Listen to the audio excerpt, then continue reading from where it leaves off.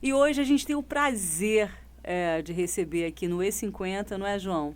É verdade. Uma profissional de altíssimo garbo e elegância, advogada e, segundo ela própria, uma nerd de primeira qualidade. Quem Doutora é? Karina Afonso, Doutora Karina Afonso, conosco no Estúdio 50. E50. Roda.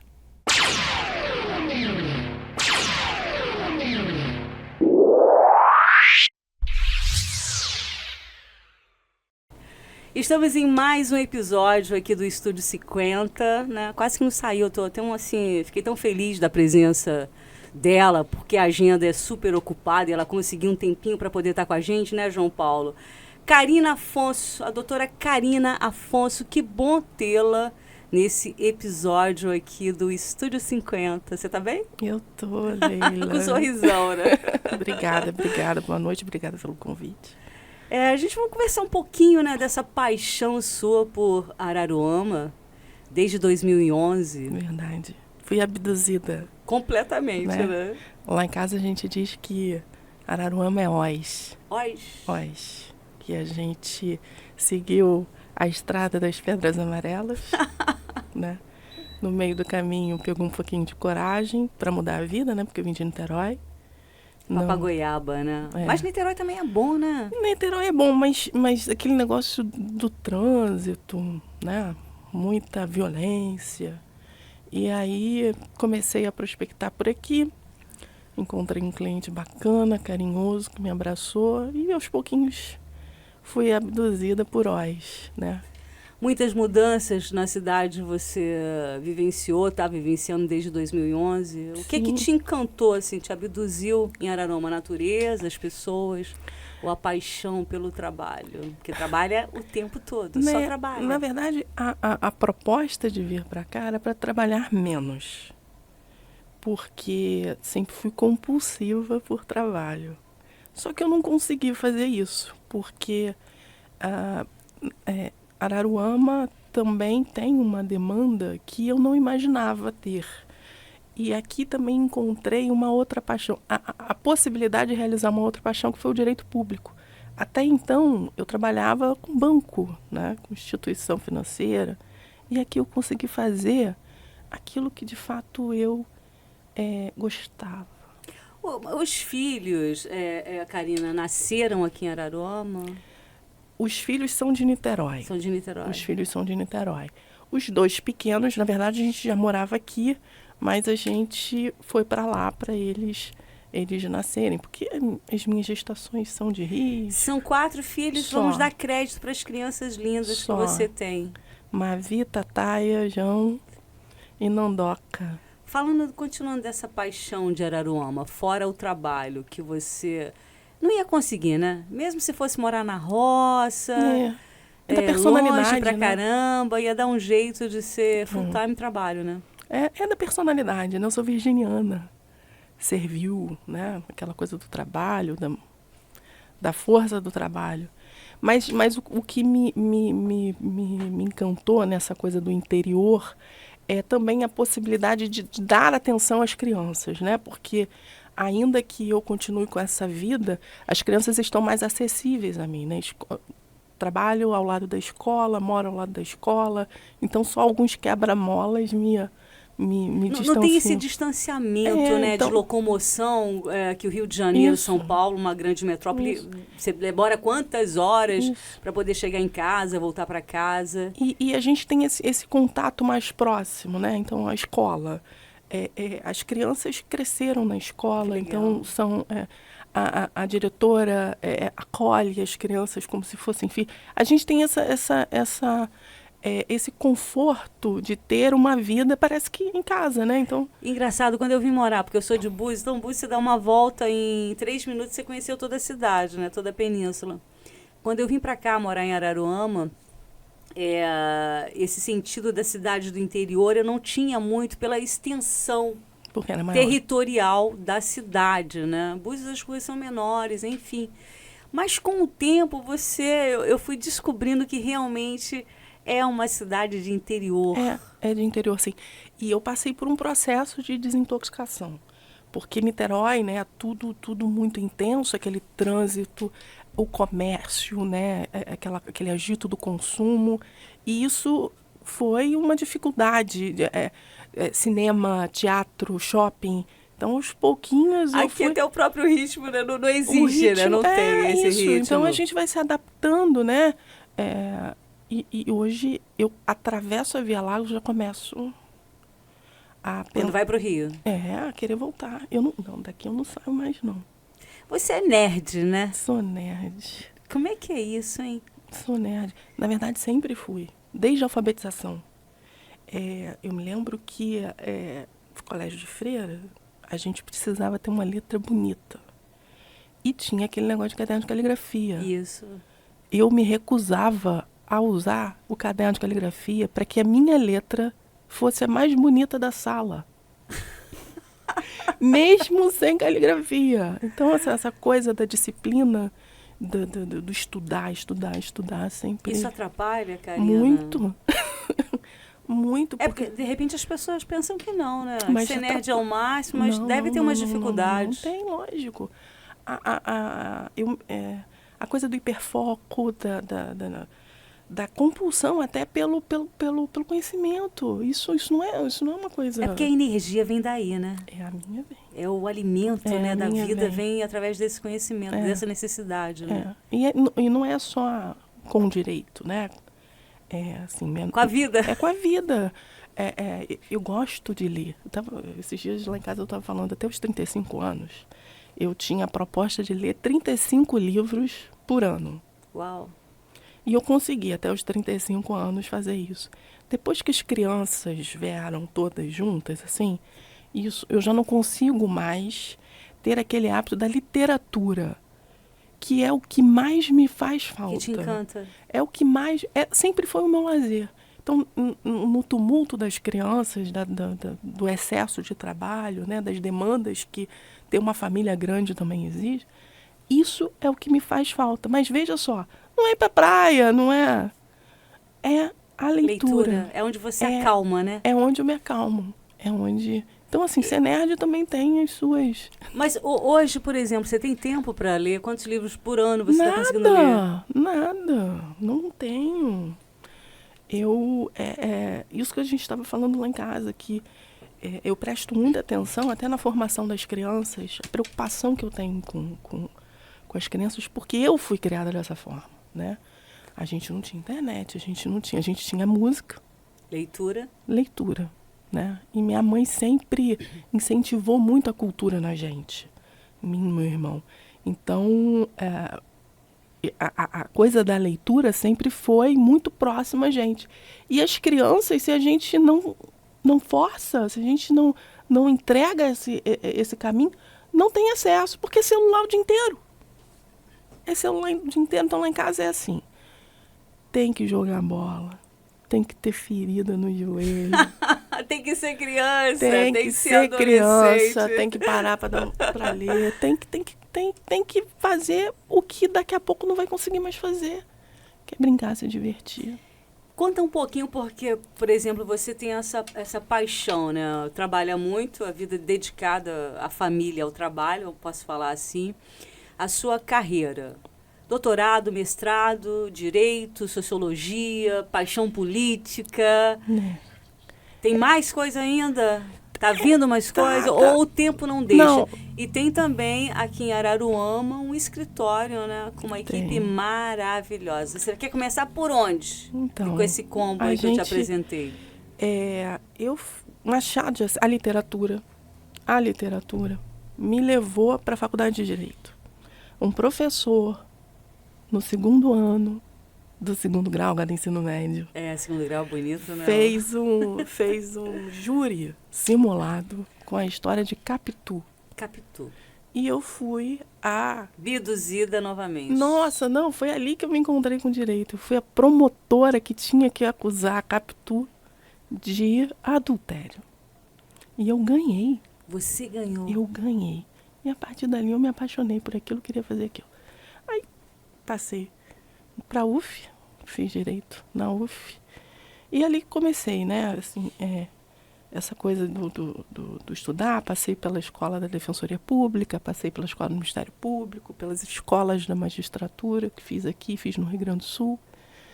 E fiquei um tempo afastada da academia, até que comecei a dar aula. E encontrei uma nova paixão, né? Depois de algumas especializações, como eu gosto de dar aula, né? De compartilhar, de dividir, daquela troca com as pessoas, entender como é o que passa dentro a noção de justiça, né? De cada um, como que aquilo se coloca. E aí, na pandemia, eu decidi voltar para a academia como aluna. Uau! E fiz mestrado em Direito Público, que era a minha paixão escondida. Passada a pandemia, concluído o mestrado, pintou a oportunidade de fazer doutorado. Vou dar uma viajadinha. Tentei uma vez, não passei. Prova difícil. Tentei a segunda, deu certo. Fui para Coimbra. Para Lufa-Lufa. Lufa-Lufa. Para Lufa-Lufa. Aí foi, assim, um encontro. Era tudo aquilo mesmo que eu esperava. E agora a gente tem que tentar concluir, né? Esse desafio, que não é fácil. Fazer uma pesquisa de doutorado. É uma pesquisa científica numa área que eu estou ainda aprendendo, né? Que é a sociologia. Só desafios, né? Só desafios. Você gosta dos desafios? Disso. Eu gosto disso. Zona de desconforto não existe. Não tem. E aliado a isso, essa paixão pela política, né? Que é um problema sério. No Brasil. É isso. Nos municípios de interior. Isso. Entender como é que é esse jogo, né? É um jogo muito interessante. A gente estava comentando, qual o time que você torce? Flamengo, né, Lila? João, qual o time que você torce, João Paulo? Fala pra gente aí. Olha, como todo bom português, né? Tu é vascaíno também? Vou assim, também? Eu tornar... Também, olha só, eu no meio de dois vascaínos. É isso que você ia falar? Aqui minha... Torna, deixa ele falar, a gente não tá deixando ele falar. Fala, João. Já de um tempo pra cá é que eu percebo que vascaíno já não está dispondo de muita liberdade para falar, até porque o momento não está dos melhores. Nunca esteve. Mas não, aí não. Quase aí não. quase nunca. Eu lembro. Cancelo o que eu falei. Eu lembro daquele campeonato brasileiro de 74, aí de repente daquele time de 88. Ó, João, 2025 chegando. Eu não, sem assim querer fazer delongas. Sem delongas e sem querer brincar de especialista do passado, mas agora a gente, lembrando de Firmino, né, tem que curtir o que tem para hoje, né? Porque o Vasco está numa situação meio complicadinha. Mas tudo bem, continua o amor pelo Cruz Maltino e vamos que vamos. Mas isso que é amor verdadeiro, não é? Né? Na resiliência, então, né? Não seria, olha, normal se não tivesse um flamenguista aqui, tem, né? Mas que delícia que são dois vascaínos, vencemos por hoje, tá, doutora Karina? Por que eu tô perguntando isso? O futebol no Brasil, uma paixão nacional, né? Sempre foi uma paixão, paixão nacional. E hoje, quando você pergunta para as pessoas o time que torce, elas falam, e sobre o que é futebol, existe uma desilusão, né? Não tem mais aquela paixão nada nacional, é tudo negociação, é tudo contrato, enfim. E aí eu queria fazer uma pergunta para a doutora Karina, a respeito da política. A política também chegou nesse patamar, porque antes eu me lembro, pitititinha, em João Paulo, que era legal votar naquele candidato, aí a família toda, e tinha aquela coisa, aquela vontade, aquele tesão, né? Uma ideologia a respeito. O exercício da ideologia acontecia de maneira regular e sistemática. A gente dispunha até de reuniões de família para poder tratar disso. Face que, se a gente não se preocupasse com a política, porque na verdade o ato político ele emerge pura e simplesmente no trato social. Se há trato social, existe o sine qua non político. É político. Porém, o partidarismo e a politicagem são vou chamar de sujeiras. São sujeiras que aparecem no meio do caminho, que acabam sobrepondo-se ao real sentido do exercício fidedigno e legítimo da política com relação ao bem-estar da sociedade, ao respeito ao ser humano enquanto ser individual. E quando a gente se reporta, por exemplo, a algumas cidades do interior, eu vou assim, vez por outra, eu brinco, partindo do pressuposto que toda brincadeira tem um fundo de verdade, que às vezes no interior eu acordo me sentindo em Sucupira, achando que estou em Sucupira. E por vezes eu acordo tendo a certeza que eu estou em Sucupira, porque aparecem uns personagens, assim, Dias Gomes foi genial, porque quando a gente lembra de Odorico Paraguaçu, assim, cercado pelas irmãs cajazeiras, fazendo aquela coisa, aquele approach, e ele preocupado em justificar a construção de um cemitério e não morria ninguém, de repente aparece um Zeca Diabo anunciado por um Dirceu Borboleta e aquele personagem ganha uma força, mas enfim, eu não vou entrar em sinopse aqui para não complicar mais a situação, porém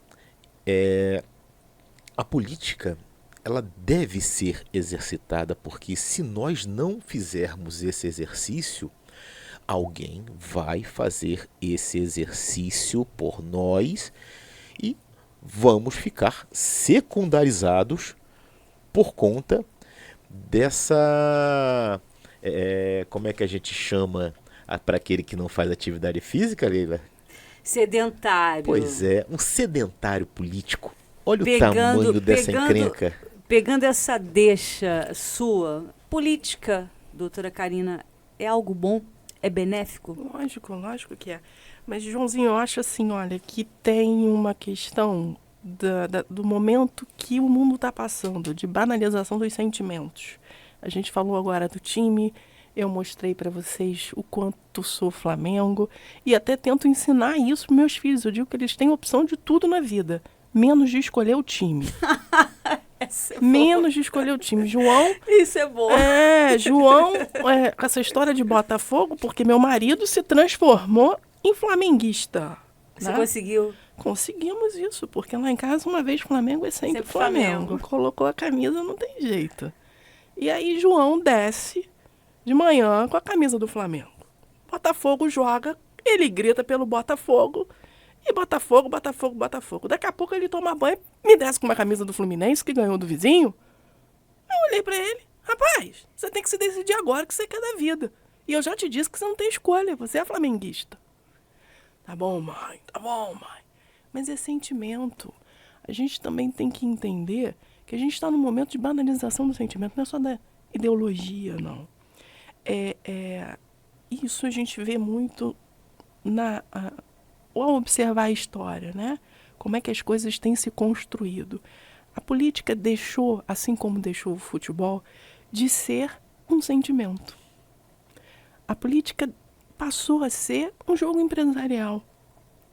Talvez, para os eleitores, ainda exista essa questão de um outro, né? De reservar um sentimento para aquele candidato, para aquele... Normalmente nas eleições, né, majoritárias, mas os atores reais desse teatro não vivem mais isso. Então quem é Fluminense na outra temporada vira Flamengo nessa temporada e daqui a pouco tá jogando no Botafogo e volta a jogar no Fluminense e tá tudo bem, porque o jogo agora é empresarial. Essa é a verdade, assim como é o futebol. E eu sinto muito por isso. Pelo povo, né? Você sente pelo povo, porque aonde fica o povo nessa história... O povo também acaba banalizando aquilo que é tão importante, que é o seu voto, né?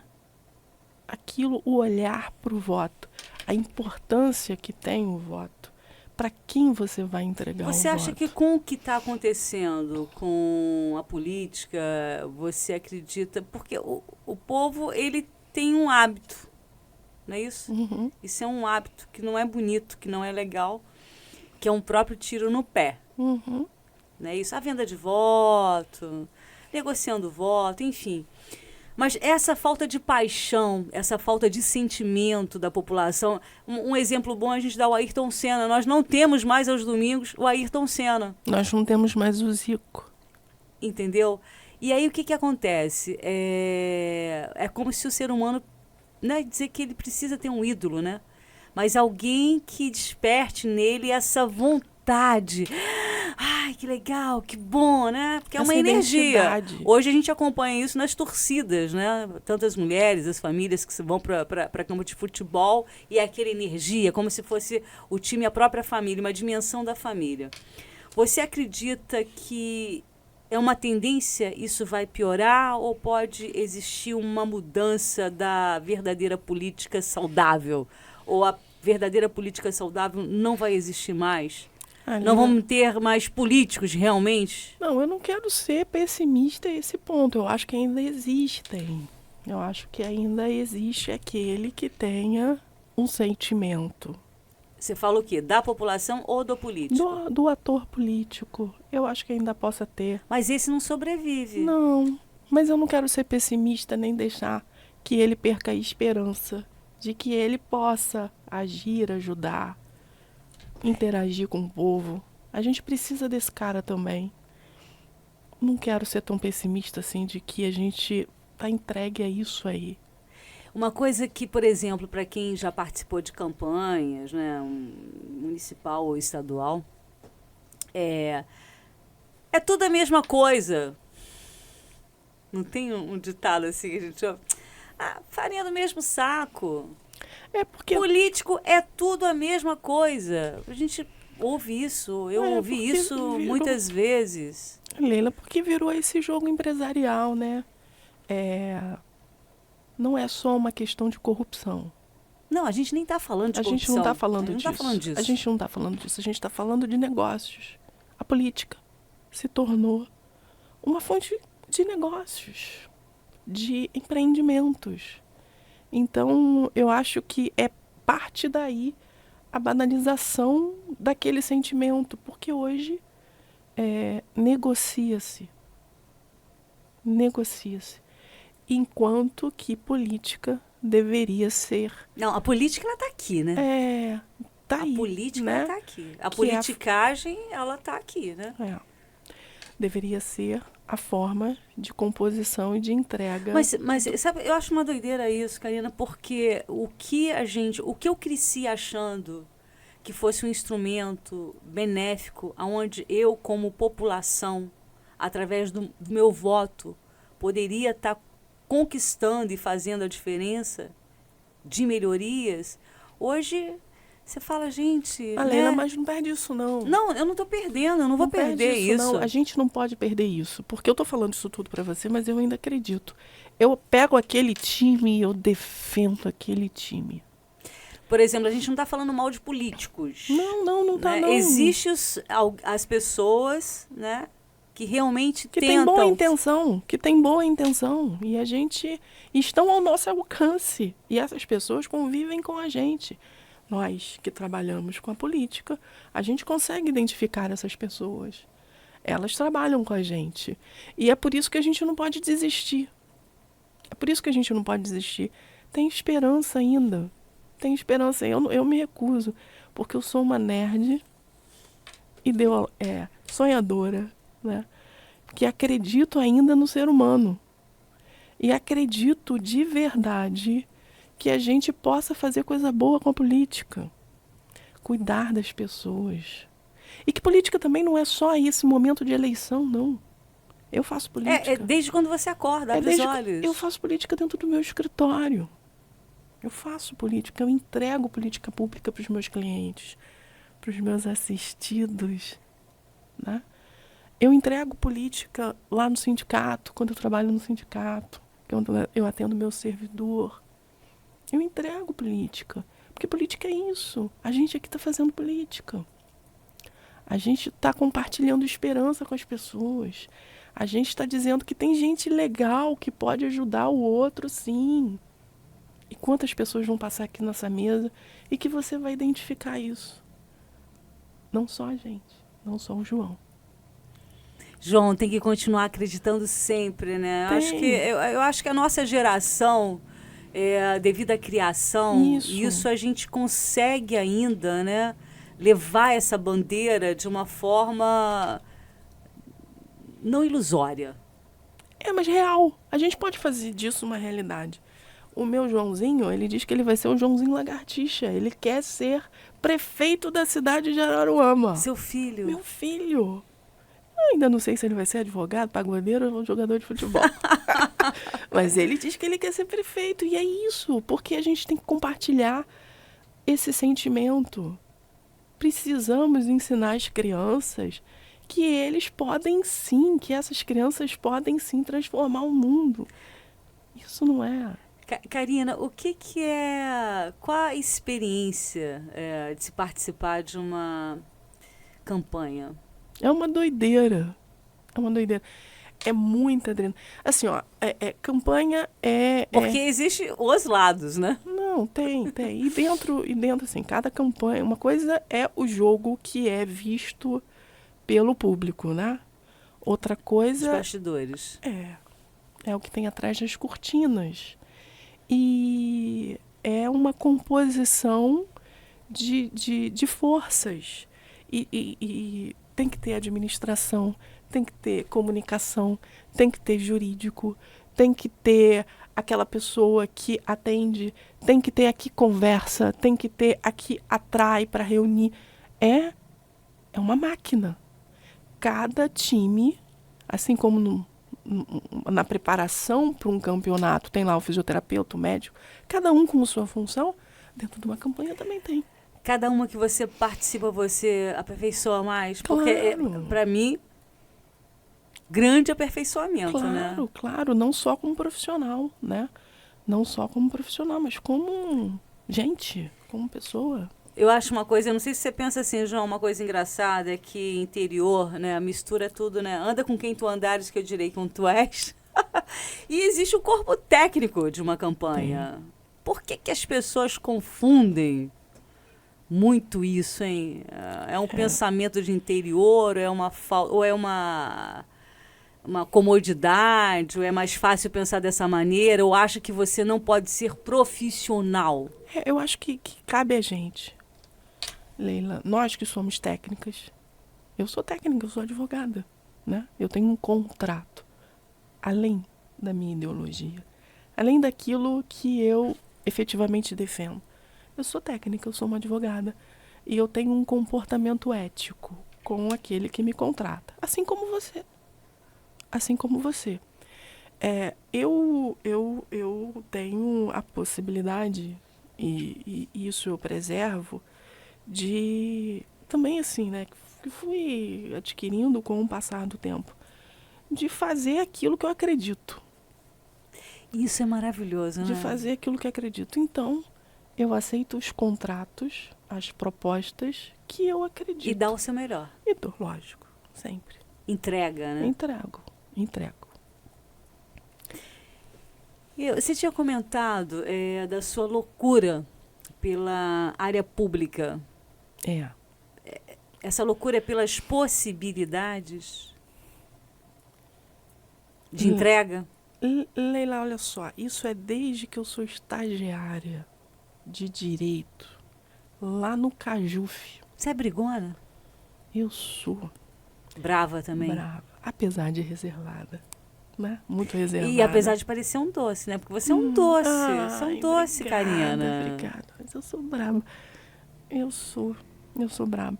Mas isso é desde lá do Cajuf, que quarta-feira era o dia que tinha uma fila enorme, porque tem que ter disposição para atender quem precisa, né? Especialmente de graça. Tem que ter disposição para trabalhar para quem precisa, especialmente de graça. Então, eu fui fisgada pela área pública lá.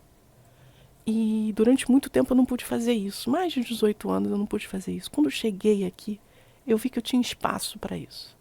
Então, por isso... E você é espaçosa mesmo? Eu ocupei esse espaço. Então, parte do que a gente faz lá no escritório é isso, é escutar as pessoas. João, a gente vai escutar você. A Karina estava falando aqui da questão do serviço público e eu sou também servidor público de carreira, já vai para 30 anos, onde o serviço público feito com dignidade, preocupado com o próximo, preocupado com aquele para o qual nós vamos entregar o nosso serviço, aquele que vem, que nos procura, muitas vezes em situação até de angústia, de sofrimento ou de uma necessidade do esclarecimento e do mínimo de estrutura e dignidade para construir um caminho que ele possa seguir e exercer cidadania de forma plena. Mas vejo assim, nesses quase 30 anos de serviço público através da educação, já me peguei em alguns momentos onde a sensação de que a gente não está fazendo o suficiente incomoda, porque por mais que a gente faça, caramba, olha aquela criança, olha aquele jovem, a necessidade que eles estão passando. Será que eu não teria como, através de uma proposta, de uma ideia, a gente fica orando, vigiando, agindo, se é que eu posso me fazer entender melhor com essa linguagem? E aí cria-se uma condição onde tem hora que eu me sinto assim, a coisa do sentimento que você abordou muito bem, a banalização do sentimento, onde tem hora que eu estou me sentindo num automático, porque a sensação de que eu estou fazendo aquilo que eu tenho que fazer, de estar fazendo o meu melhor, cria uma espécie de vibe mais harmoniosa naquele entorno sobre o qual eu estou atuando. Aí acontece alguma alteração, muitas vezes por uma transversalidade, por uma variável que não está sob o nosso controle e desmorona aquela estrutura toda. Você não tem controle de nada, né? Pois é, esse caos, ele acaba, óbvio, também inerente à condição humana, à condição até do universo, né? Mas essa coisa do caos, voltando para o serviço público, isso requer com que a gente amadureça também nesse sentido, porque senão a gente, por estar, digamos, limitado à condição humana, a gente pira, a gente pifa. Você conseguiu criar um ponto de maturidade para perceber?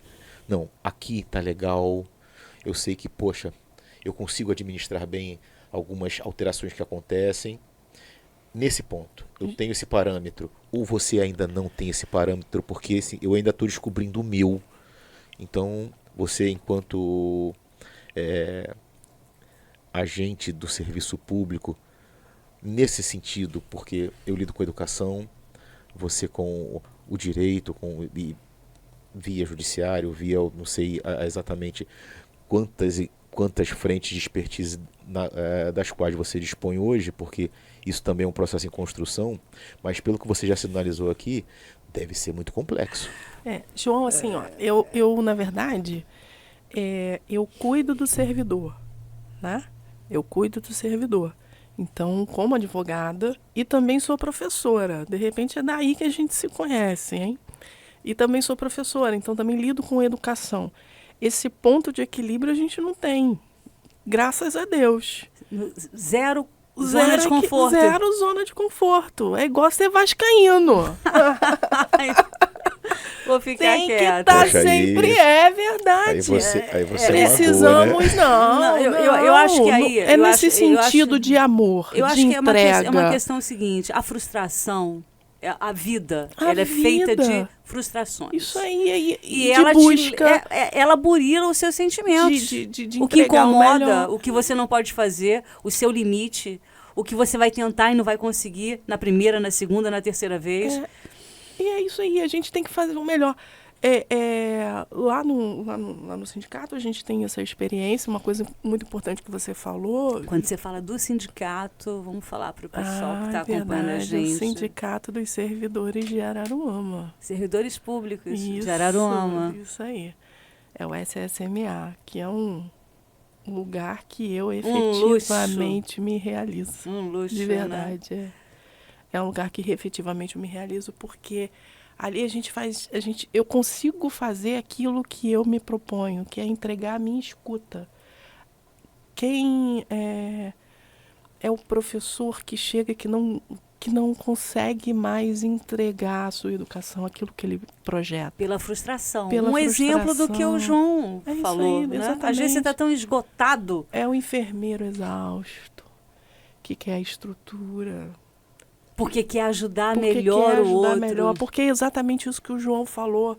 O serviço, o servidor é a ponta da entrega do serviço público. E se ele não tiver com a cabeça Se ele não boa, estiver bem, não vai acontecer.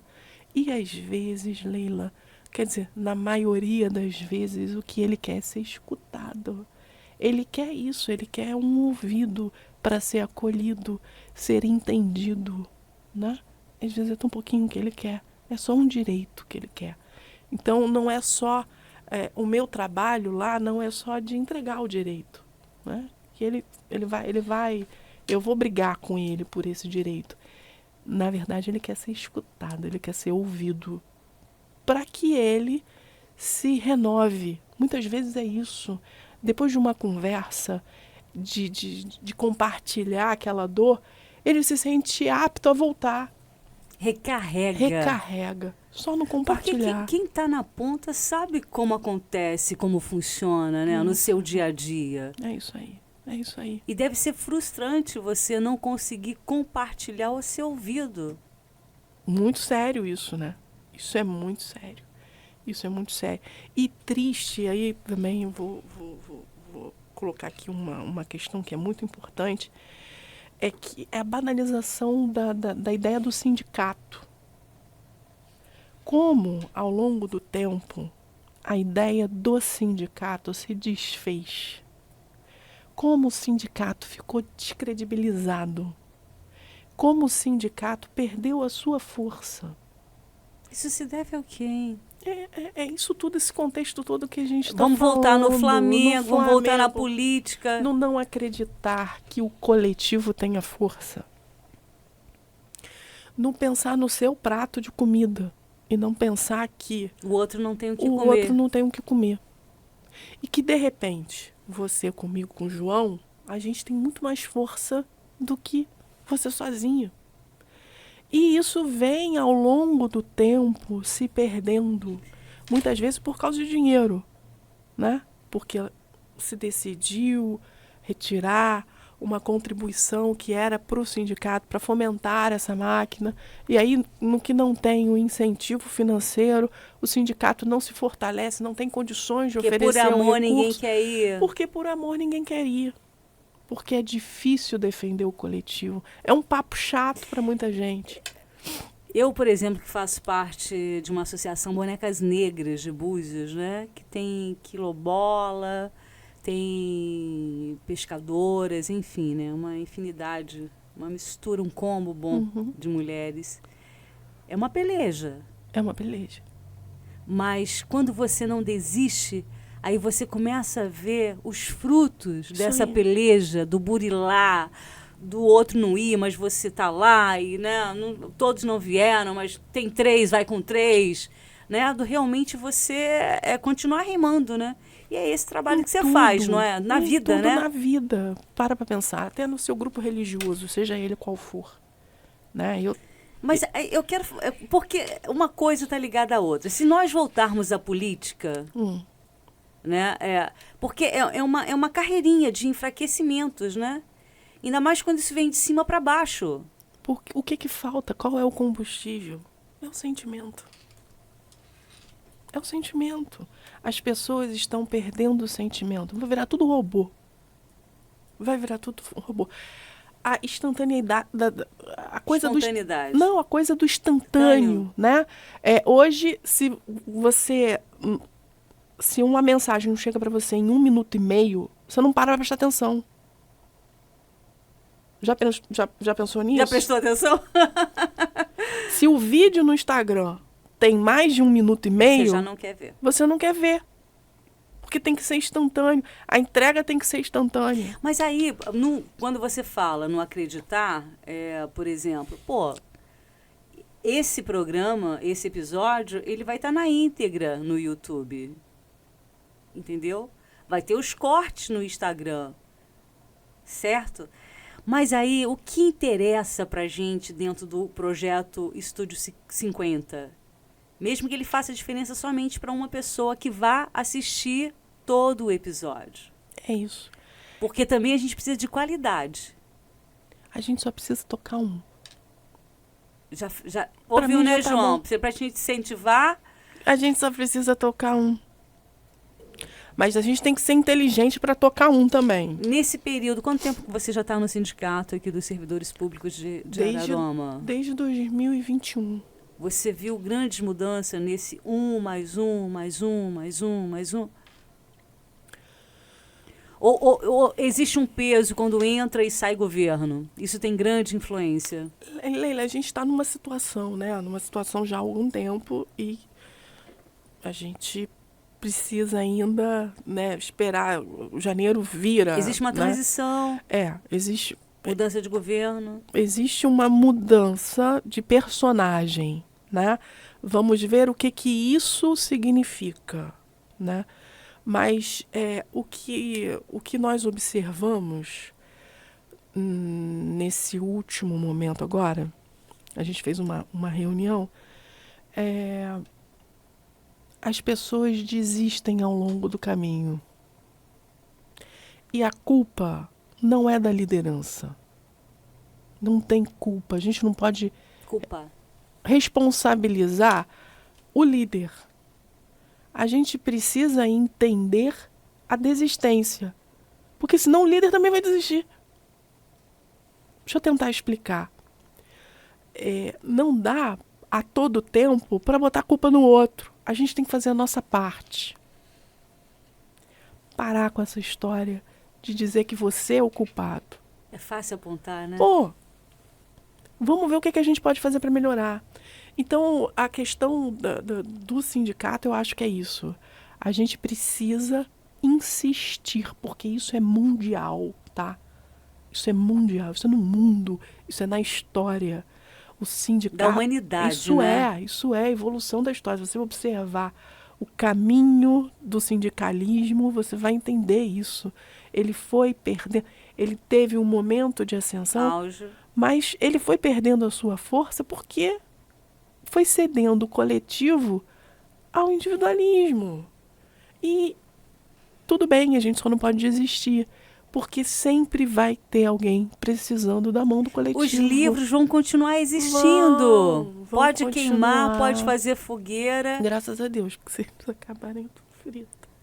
Além do sindicato, vamos falar um pouquinho do seu escritório em Araruama, que eu sei que tem, né? Você é aluna no escritório? Eu sou aluna. Conta pra Eu sou gente. aluna. Como é que... Eu fui muito esperta. Eu fui muito esperta. Eu fui muito esperta. Esse negócio de dar aula é muito legal, né? Porque aí a gente vai batendo papo com um, vai batendo papo com o outro, vai percebendo. E aí eu fui fazendo um time de alunos. Que fantástico. Fui fazendo um time de alunos e, de repente, hoje, eu tenho um timaço de professores dentro da minha casa. E são eles. Ontem mesmo eu falei isso para eles. Eles brigam comigo que eu faço umas petições. Deve ser um privilégio trabalhar com você, né, Karina? Imagina, Camila. Além da braveza toda. Privilégio meu trabalhar com eles, estar aqui com você. Você é uma graça. Ontem mesmo eu estava falando com eles. Vocês brigam comigo que eu escrevo umas petições de 40 laudas, de 20 laudas, e estão me mandando petições de 20 laudas aqui para eu ler. E aprenderam bem. E assim, com um conteúdo, tão legal ver isso, né? Crescimento, né? Eram crianças quando a gente se conheceu, né? Eu era a tia do jardim e agora são advogados formados e estão me dando aula. Eu estou aprendendo e muito grata por essa oportunidade de ter esse time de feras lá comigo. São 4. Você gosta do 4? 4 filhos. Tudo. 4. E É o são teu 4. número? É o meu número. Dia 4, dia do aniversário da minha avó. O que você espera dessa cidade que você se apaixonou, foi abduzida desde 2011 e está numa história importante, fazendo parte de uma história importante, de um processo importante, né? Leila, eu quero continuar sendo feliz e continuar podendo fazer Araruama feliz. Do meu jeitinho, né? De repente, o que faço não tem uma repercussão. Porque você é muito discreta, Reservada. né? João, a gente conseguiu um milagre, um privilégio de poder tê-la nesse Obrigada. episódio do Estúdio 50, né? Porque também é um desafio para você, né? Eu sou muito tímida, né, Leila? Eu sou muito Imagina, tímida, tô ela é morrendo de muito vergonha. tímida, Eu só João. não sou tímida em sala de audiência. Que eu fui treinada para aquilo, mas aqui eu tô com vergonha. Mas o que eu espero é isso, é poder continuar fazendo o meu pequenininho para entregar aquele que eu posso alcançar. Aquilo que eu sempre fiz, que sempre quis fazer. Um pouquinho de direito, né? Um direito, né? É, o direito. Você acha que o direito, ele tá nesse momento histórico, como a política, como o futebol, como... Não, Leila, não tá. Não tá, Leila, também não tá. Tá muito difícil. Tá muito difícil competir com os colegas que frequentam os tribunais para fazer empresa também dentro dos tribunais. Recentemente, Araruama teve aí a OAB, a eleição. E você ficou próxima disso? Eu preferi, não, até porque a gente estava vindo no momento das eleições municipais, né, que nós trabalhamos, nosso escritório trabalhou bastante, então a gente preferiu não participar dessas eleições, mas foi assim, um resultado bacana, né? A gente espera que essa continuidade da doutora Rosana Jardim traga também para nós, advogados, resultados, né? Independência, a gente acredita muito. Eu gosto muito da Rosana, eu acho que a Rosana é uma pessoa muito bacana e acredito nessa continuidade. Eu queria que você falasse um pouquinho mais para a gente, até para clarear para quem está vendo a gente, sobre a sua paixão pelo direito público em si, direito público. O que acontece nisso? Qual o poder dessa área que você atua? É o poder de entregar aquilo que está garantido na Constituição. O poder de entregar saúde. Tapa, né? O poder de entregar saúde, o poder de entregar educação, o poder de entregar a casa dos outros, a casa para o outro. É isso. É simples, é tudo tão simples. Mas ele causa barulho, né? Porque tem a política. E aí tudo se mistura de novo. O sentimento, a empresa, o dinheiro, o lobby, a vontade de não entregar, a competição.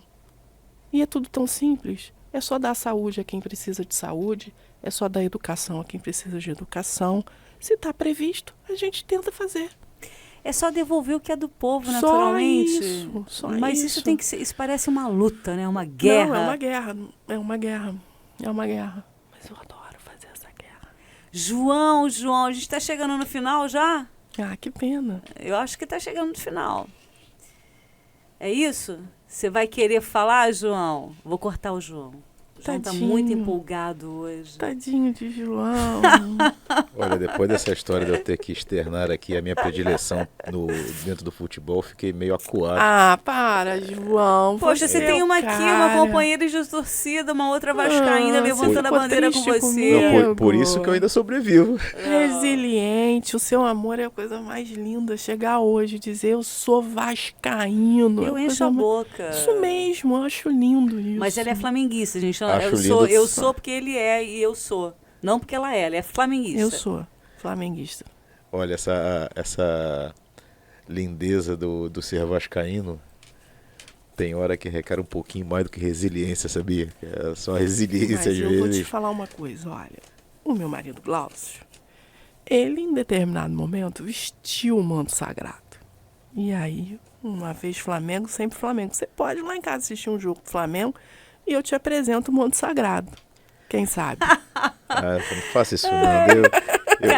Eu lembro de alguns episódios quando eu aprendi a ser vascaíno desde a tenra idade, lá com meu padrinho que me levou algumas vezes ao Maracanã e tudo. E eu lembro daquela magia que era assistir a um jogo no Maracanã. Eu ganhei, neném, uma camisa assim, meu avô, né? Nasceu, é vascaína, aí você fica Meu assim... avô também era vascaíno. Fiz isso com as minhas duas filhas. Aí a mais velha, ela... Olha que interessante. A mãe cismou que a mais velha teria que falar mamãe primeiro. E aconteceu assim algo muito, mas muito engraçado, porque ela sempre foi muito espirituosa, inteligentíssima, Maria. Num dado momento ela acho que tinha um ano e pouquinho, mas muito cedo. A gente estava na cozinha tomando café, de repente minha esposa lavando a louça, eu com ela no colo, ela olha para mim e fala: papai. Ah, meu Deus. Nossa, é sua. A mãe largou o copo dentro da pia e parou. Freeze, congelou. Eu faria. Aí eu falei: você escutou a resposta? Claro que não. O que eu escutei? Escutei nada não. Claro que não. Aí a Maria pegou, parou, olhou pra ela e disse: papai. Eu falei... Só pra, essa é de direito. Aí, essa vai ser advogada. Aí olha que sensacional. Eu falei: caramba, aí eu fui lá, comprei o uniforme do Vasco pra ela e tal. Pergunta qual é o time que ela torce hoje. Flamengo. Tá, aí a gente pula essa parte. Aí eu vai pra caçula. Aí na caçula eu fui devagarzinho e tal. Tentando convencer. Comprei a roupinha do Vasco. E... olha, continuou vascaíno até então. Meio, sabe, discreto e tudo. Aí o namorado dela é botafoguense. Aí veio essa coisa do... Porque Botafogo, na minha época do Áurea do Vasco, a torcida cabia dentro de uma Puma, né? Vocês conhecem Puma, aquele carro que só tem 2 lugares? Aí quando aumentou, passou a caber num Fusca. 2 na frente, 3 atrás. Posso voltar a bola pra gente? Pô, deve. Não é programa de futebol, mas hoje tá predominando torcida. Não, porque eu acho que tem as diretas e as diretas, né? Então a gente fala de futebol. Eu queria botar pra quebrar aqui com você, mas você é tão doce que a gente vai ficar nessa docilidade e a gente já vai aguardar uma nova temporada e eu quero que você esteja participando. Porque eu acho que assim, é bom a gente dar essa entrega online.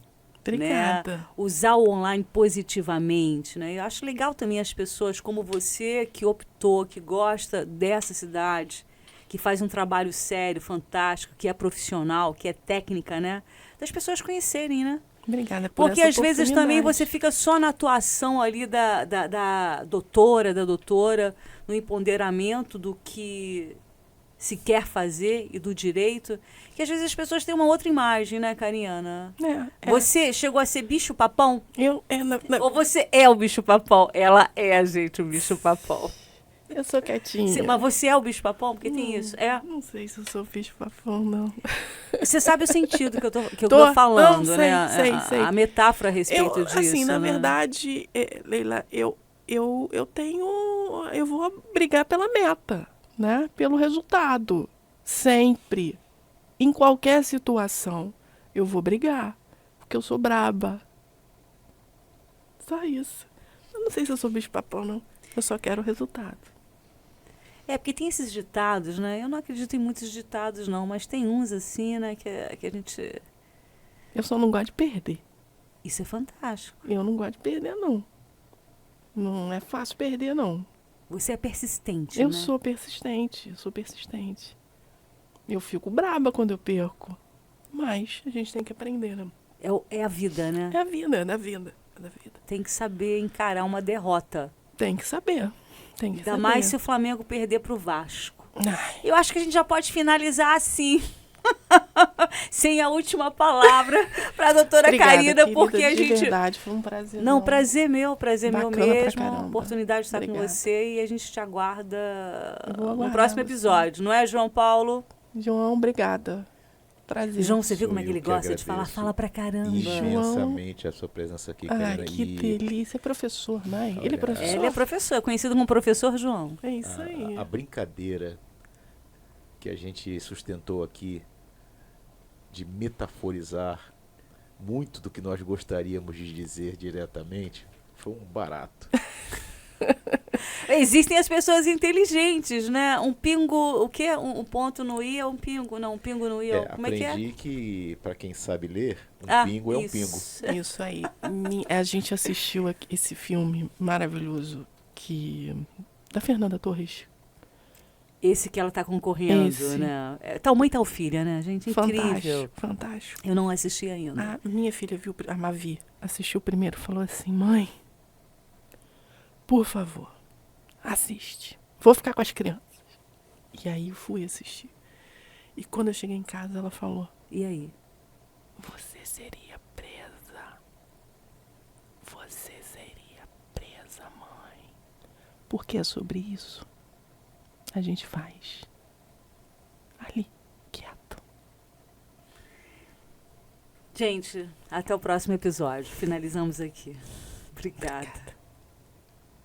E você curtiu mais um episódio do E50? Bem, esse episódio teve um requinte metafórico, né, Leila? Com certeza, ainda mais com a nerd, né, doutora Karina Afonso. Estúdio 50. Até o próximo. E50.